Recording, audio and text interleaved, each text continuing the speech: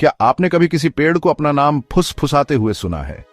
मैं आपको दो बहादुर बच्चों नीना और रवि की एक जादुई कहानी बताता हूं, जिन्होंने यह जाना कि जब आप अपने आसपास की दुनिया को बहुत बहुत ध्यान से सुनते हैं तो क्या होता है। नीना 9 साल की थी। वह ऐसी लड़की थी जो हमेशा सवाल पूछती थी और उसे एडवेंचर्स बहुत पसंद थे। उसका कजिन रवि बस 1 साल बड़ा स्मार्ट था, शायद थोड़ा सावधान था, लेकिन हमेशा उसके साथ रहता था। एक गर्मी में वे अपनी दादी के शांत हरे भरे गांव गए, जहां सब कुछ पीसफुल लगता था, सिवाय एक चीज के।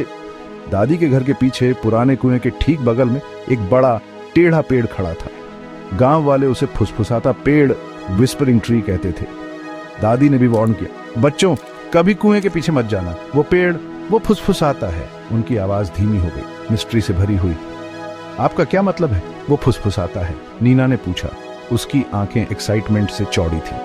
दादी बस मुस्कुराई और बोली, रात में वो क्यूरियस बच्चों को बुलाता है। कुछ लोग कहते हैं अगर तुम सुनो तो तुम्हें अपना नाम भी सुनाई दे सकता है। रवि कांप गया, लेकिन वो ऐसा क्यों करता है? उसने वापस फुसफुसाया। दादी बस चुप हो गई और इससे ये और भी मिस्टीरियस हो गया। अब आपको शायद पता होगा कि जब आप बच्चों को कुछ न करने के लिए कहते हैं तो क्या होता है। उन्हें बस यह जानना होता है कि क्यों। तो अगली ही शाम जैसे ही सूरज सुनहरा हुआ, नीना और रवि चुपके से बाहर निकल गए। घास उनके पैरों में गुदगुदी कर रही थी और हवा झींगुरों के गानों से भरी थी। वो रहा फुसफुसाता पेड़। उसकी डालियां आसमान में लंबी हड्डी जैसी उंगलियों की तरह फैली हुई थी।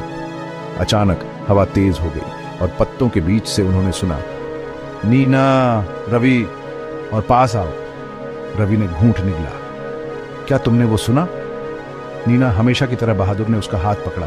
चलो देखते हैं। जैसे ही वे पास आए, एक जड़ खिसकी और ओह, एक छिपी हुई सीढ़ी दिखाई दी जो पेड़ के नीचे सर्पिल आकार में जा रही थी। क्या हमें जाना चाहिए?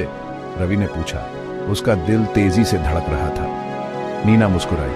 अगर कोई भूत है तो मैं बस एक इंटरव्यू मांगूंगी। हंसते हुए वे नीचे चढ़े और खुद को एक सीक्रेट गुफा में पाया। दीवारें चमकते हुए ड्राइंग्स से चमक रही थी। पुरानी किताबें और लकड़ी के खिलौने हर जगह थे। अचानक एक कोमल चमचमाती छाया तैरती हुई बाहर आई। डरो मत, उसने फुसफुसाया। मैं पेड़ की आत्मा हूं। मैं तुम जैसे क्यूरियस बच्चों की कहानियों और सपनों को सुरक्षित रखती हूं। रवि की आंखें बड़ी हो गई। तुम डरावनी नहीं हो? आत्मा मुस्कुराई। नहीं, मैं उन लोगों को हिम्मत और समझ देती हूं जो बहादुर दिल से सुनते हैं, लेकिन मैं बहुत समय से अकेली हूं। क्या तुम मेरी मदद करोगे? जरूर, नीना ने वादा किया। आत्मा ने उनसे कहा कि वे ये जादुई कहानियां गांव के सभी बच्चों के साथ शेयर करें। पेड़ को अब आराम करने की जरूरत है, लेकिन याद रखना, सच्चे हीरो वे होते हैं जो अपने डर का सामना करते हैं।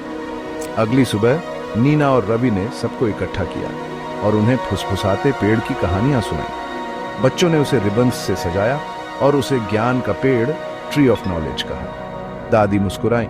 शायद अब यह फुसफुसाना बंद कर देगा और सिखाना शुरू कर देगा।